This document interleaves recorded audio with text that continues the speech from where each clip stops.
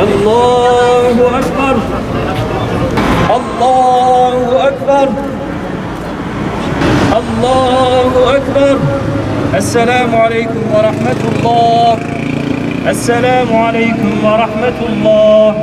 Sovyetlerin dağılmasının akabinde ortaya çıkan Dağlık Karabağ sorunu sıcak çatışmaya dönüşmüştür. 1991 yılından beri yapılan hiçbir anlaşmaya uymayan ve müzakere sürecinde dahi saldırmaya devam eden Ermenistan, 1992 yılında Kocalı'da yakın tarihin en kalın soykırımlarından birini gerçekleştirmiştir. Ermenistan, Azerbaycan'ın öz topraklarına saldırarak yüzlerce Azerbaycanlı kardeşlerimizi katletmişlerdir. Binlerce kişiyi evlerinden uzaklaştırıp vatan hasreti çektirmiştir.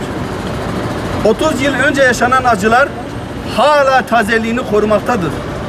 30 yıl boyunca yaşanan acılara sessiz kalan uluslararası toplum, Siyonist ve emperyalist güçlerin emellerine alet olmaya devam etmiş ve masum insanların evlerinden uzakta yaşamlarını sürdürmelerine göz yummuştur. Yıllardır Ermenistan'ın saldırgan tutumu karşısında gerekli ve yeterli tepki ortaya koyamayan uluslararası toplum bugün bir kez daha çifte standartlı bir tutum sergilemektedir. Yaklaşık 30 yıldır malkar bir tutum sürdüren Minsk üçlüsü de çözüm odaklı davranmaktan çok uzaktır.